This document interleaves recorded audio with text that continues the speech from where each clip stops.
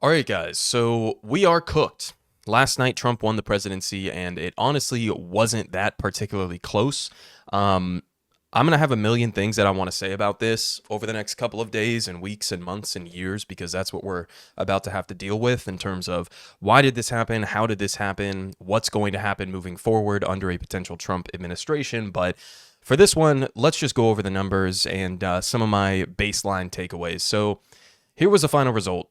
Okay, well, I guess not fully final. We haven't gotten all of the electoral votes in, but Trump has cleared 270. That's what you need to win. And as you can see from this map, basically every single swing state went his way. I mean, actually, literally every single swing state, if Michigan holds for him, went his way. I mean, you can look at Georgia down here, 51 to 49%, Pennsylvania 51 to 48%, in Michigan it's currently 50 to 48, Wisconsin it's a little bit closer, it's 49.7 to 48.8, in Arizona he's up 52 to 47, and in Nevada he's up 51 to 47. So again, not particularly close. I mean, if you look at the vote totals in each of these swing states, like, a few 10,000 votes here, few 100,000 votes there.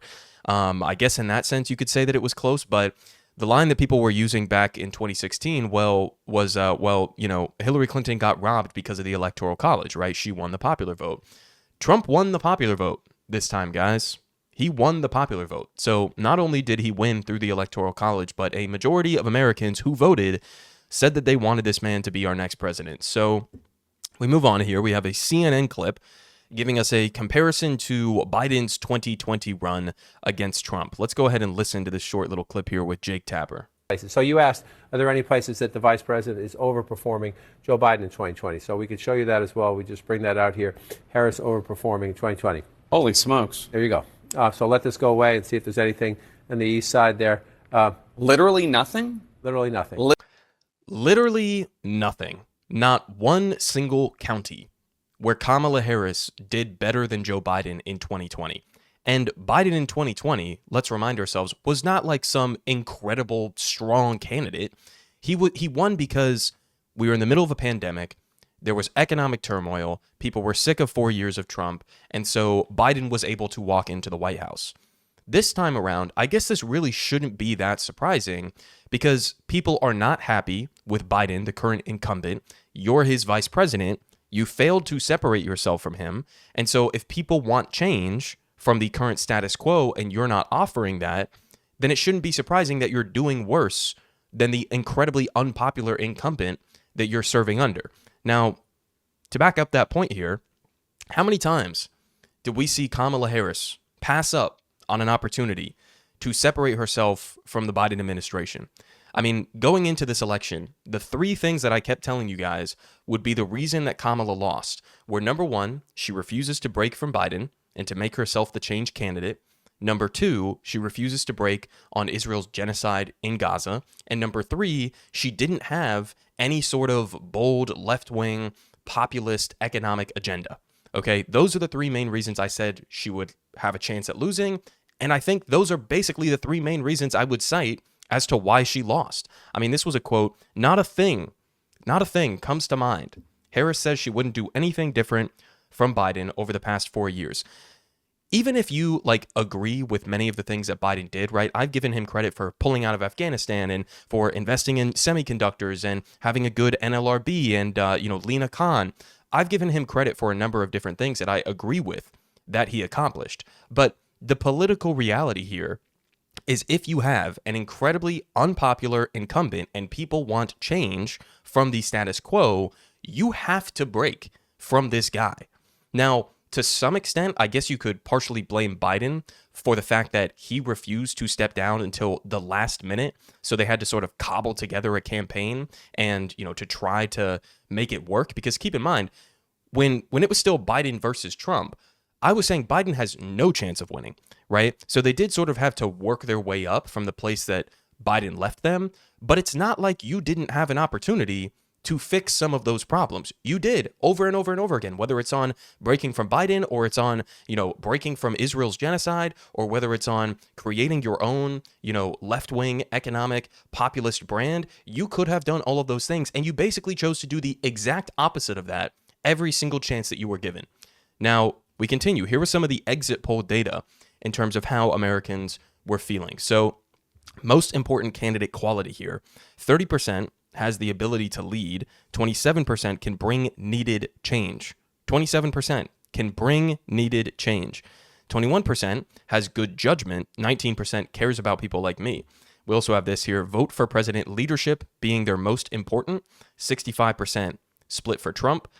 People who said that change was the most important, 73% broke from Trump. Now, I guess to some extent you could say Trump is probably going to change a lot of things. It's just going to be, in a horrifying direction, whether it's on climate change, whether it's on, mass deportations, whether it's on crackdowns on people's freedom to protest and free speech. So many different issues that we're going to have to get into over the next couple of weeks and months in terms of what Trump is going to do and what he's promised to do under his administration, the destruction of the administrative state and of any sort of social programs that we have in this country. I mean, so many things we could get into that in terms of the change that Trump is going to bring. Certainly not going to be beneficial for any average working class Americans. It's going to be a great change, I guess, if you're in the top 1%, the top 0.1%. But, the fact that as a Democratic candidate, you are losing this idea of we want change, that's pathetic. I mean, that's pathetic, guys. Now, we continue. The financial situation for Americans. They say 24% say it's better than 4 years ago under Trump. 45% say it's worse than 4 years ago under Trump. And then 30% say that it's about the same. Now, again, guys, we could break through so many different data points and try to get ourselves into the mind of your average American voter. But I think the reality of this is so much of it is literally just vibes. It's just vibes, right? Unfortunately, most Americans are not like combing through the entire slate of policies economically and otherwise that Trump is putting forward and Kamala is putting forward, and then they're checking the data sheets and seeing what exactly would be financially better off for them. That's just not how it works. And if people have the vibe that they felt economically better off under Trump, right, than they do under Biden and Kamala Harris with inflation and everything else, then you're going to lose on this issue. And this is like the most bedrock issue that Americans typically vote on, is how are they feeling economically, right? Can they afford basic life necessities, groceries, housing prices, etc.? They continue. I mean, in the last year, inflation has been 22% a severe hardship, 53% a moderate hardship, and only 24% saying no hardship at all. I mean, rate the economy is bad. People who said that split for Trump 69%. 69%. Again, guys, what is Trump's economic platform? It's massive tax cuts for billionaires and corporations, and then like blanket tariffs that will skyrocket the cost of goods for average Americans. That's his economic plan, and you lost to people who think the economy is bad right now. We continue. See if there's any other interesting ones here. Here we go. Democratic coalition. Harris lost support amongst Latino voters, disproportionately Latino male voters, and young voters, as well as women. I mean, what do you even say about this, guys? You lost Latino voters. You lost young voters, right? Young voters. The people who like overwhelmingly were backing Bernie Sanders a few years ago. Young voters, I don't think she lost. She didn't lose to Trump. She still got 55%, but they trailed off. I don't think that they went over to Trump because they love his policy agenda. It's because Democrats have refused to offer a left-wing populist alternative to Trump. And so that's how we end up with this kind of data. And then women, 57% down to 54%. And I believe this time around, remember we said that like white women were going to be a key deciding factor in this election. They still voted for Trump, even after the overturning of Roe v. Wade. They still split for Trump. I mean, Trump held support amongst conservative voters, white evangelicals, white no college. We'll get to more of this here in a second, because part of the entire Kamala campaign strategy was to try to appeal to disaffected Republicans, was to try to appeal to the right while giving a giant middle finger to the left, her base, right? And yet Trump increased his support amongst conservative voters. So the rolling out the Dick Cheney endorsement and cozying up to conservatives, sprinting to the right on immigration and fracking and a whole host of other issues wasn't really a great strategy, right? Not a great strategy. We also have this here, just as a reminder. This was the key reason that I initially, for months was saying, I think Trump is going to win, right? When Biden was in, I thought Trump was going to win. When they flipped in Kamala, I still thought Trump was going to win. And this was part of the key reason for me. 2/3 of voters say the country is on the wrong track ahead of the 2024 election. We also saw that CNN data nerd guy say that there has literally never been an election in which the incumbent party has won with this amount of people saying the country is heading on the wrong track, right? So again, it ties into the same point. You have to offer big, bold, structural change from the status quo.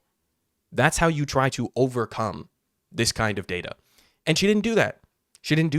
On the economy, we had some things that I'm like, okay, that's a step in the right direction, right? Okay, you want to expand Medicare to cover dental, vision, and hearing, or you want to expand Medicare to cover at-home care. That's great. I'm all in favor of that, right? Or you're doing like a first-time home buyer tax credit and a child tax credit. Like, there were some things here and there that were sprinkled in where I'm like, that's great. Keep doing that. Taking on price gouges is another one, but there was no coherent, broad economic plan. What was she running on? Like, the opportunity economy? What is this, the fucking 1990s? Are we Bill Clinton now? The opportunity economy? It's so pathetic, man. You can't win with this reality while you're promising to do basically the same thing that the current guy is doing. The current guy who everybody hates. It's not going to work. Now, we also had this here from Stephen Semler I thought was interesting. Harris's unappealing platform originated in March of 2022 when the Biden-Harris administration gave up on economic populism and pivoted towards austerity and historic Pentagon budgets. And you can see the comparison here in the data of mentions of Build Back Better versus mentions of the national debt and deficit. And you could pretty closely track this with Biden's approval rating plummeting, right? And again, it's the same idea that when Biden was putting forward his original $3.5 trillion Build Back Better plan, I was like, oh, that would be great. There was a lot of core left-wing economic proposals that were within that bill, and they let it get ripped to shreds. And then you start talking about the national debt and deficit. Guys, this is not a winning formula. Now, again, to emphasize the point from earlier about the Liz Cheney strategy being an utter and complete fucking failure, we have this here via CNN, how registered Republicans voted. So in the 2020 election, 94% voted for Trump, 6% voted for Biden. This time around, 94% voted for Trump, 5% voted for Kamala. So your support from registered Republicans who you were trying to court this entire time actually went down. It went down. And this is so easily predictable that it's depressing. Okay? This is what always happens. Not even just in the United States, in the UK, around the rest of the world. This same shit happens. When liberal parties move to the right, all they end up doing is legitimizing the positions of the right, further entrenching their ideas in the minds of the people, and then also alienating your own base, right? Alienating the left. So it's an utter and complete failure at every level. Will they learn the lesson? No, they absolutely fucking won't. There is no chance that they learn the lesson from this because they are fundamentally incapable of doing so. We also have some numbers out of Dearborn, Michigan. Obviously a heavy Arab American population there that has been greatly impacted by the now year-plus long genocide that our government has been arming and funding and giving diplomatic cover for. 45% went for Trump. In Dearborn, Michigan, guys. This is a place that Biden won in 2020. 45% went for Trump. 33% went for Jill Stein. Only 15% went for Kamala Harris. And as pointed out here by Edinger Mentum, great job sending AIPAC-funded Richie Torres here. I inserted the AIPAC-funded there because it's true. They sent Richie Torres to Michigan. You're bringing Liz Cheney to these swing states in the Midwest. You're rolling out Bill Clinton to go and lecture Arab Americans about how, no, the genocide is actually justified because Hamas uses human shields. What the fuck are we doing? I mean, looking back on it, it's easy, I guess, to play Monday, morning quarterback or whatever. But first of all, this is stuff that we were calling out at the time as being a delusional strategy. But it's also just looking back on it. Of course this was going to happen. What did you think was going to happen? You put in no effort whatsoever to reach out to people whose families are actively being slaughtered by you. You put in no effort. And by the way, as a reminder, ending arms sales to Israel in an effort to stop the genocide is incredibly popular. So don't make the political argument, oh, well, she had to, court pro-Israel voters to win the election. First of all, you didn't fucking win. Second of all, look at the data. In Pennsylvania, 34% of respondents said that they would be more likely to vote for a Democratic nominee if the nominee vowed to withhold weapons to Israel, compared with 7% who said they'd be less likely. Again, same thing in Arizona. 35% say they'd be more likely to support, 5% would be less likely. In Georgia, 39% said they'd be more likely, 5% said they would be less likely. This is consistent. This has been consistent for month after month after month. People do not like our government sending bombs to a country that is using them to drop on the heads of children. People don't like that. Not a fan of it. Promising an arms embargo would have been the politically and morally and legally correct thing to do. All you had to do was listen to the majority of the American people and follow U.S. law. And this could have made a big impact. Would this have been enough? I don't know. It's possible. Could be not. But this would have made an impact in this election. And again, it's just symptomatic of the broader issues with Biden and with Kamala Harris and with the broader Democratic Party. Now, finishing off here, we also have the ballot measures to scroll through. So in Arizona, the constitutional right to an abortion won with almost 62% of the vote there. Again, this is a state that it looks like Kamala Harris is going to lose. So the abortion ballot referendum far outpacing Kamala Harris. Also in Colorado, the same thing on abortion, 61% that managed to get passed. In Florida, it failed. Okay, even though, because this is somehow, how our democracy works, they got 57% of the vote in favor of a constitutional right to abortion, but you need 60%. So they lost. Seems a bit, anti-democratic to me, but we also have here the marijuana. This outlook is not looking great, guys, albeit, these are all conservative states here, Florida, North Dakota, and South Dakota, but all of the legalized marijuana ballot referendums failed in all three of these states. On a minimum wage, we have Alaska, increased minimum wage and requires sick leave. That currently has 56%. Again, I think it's going to fail if you need 60%. Maybe that'll catch up there. In Arizona, allow lower wages for tipped workers failed. So I guess that's a good thing there. In California, raise the minimum wage. Looks like that's going to fail as well. So I guess I'll leave you guys off with this. I'm not going to read the entirety of it, but this was one of the best takes that I've seen in the aftermath of this election here from Jason Hickel. And essentially he makes some of the points that I was trying to make earlier in a much more eloquent way than I was. But I really do think that Democrats are fundamentally incapable of learning any lessons from this, in the same way that they didn't really learn from 2016 or 2020. I don't think they're going to learn from this at all, right? Our political and economic systems are so deeply rotten and corrupted to their cores. Democrats are so deeply tied, along with Republicans, by the way, it's our whole system, to Wall Street, to billionaires, to corporations, to the military-industrial complex, that they are fundamentally incapable of adjusting course into the direction that's necessary in order for us to stave off the rise of fascism in this country. You cannot beat fascism, or whatever you want to call it, right-wing politics, with neoliberal, milquetoast bullshit. You are never going to defeat it in the long run. I mean, remember in 2020, that was supposed to be the we defeated fascism moment, right? Just show up and vote every couple of years, and that's how you take out fascism. How did that work out? Where are we at right now?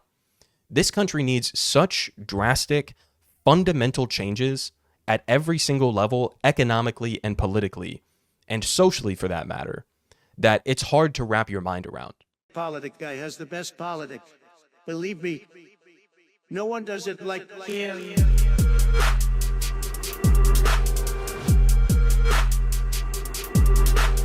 Believe me, Everyone is saying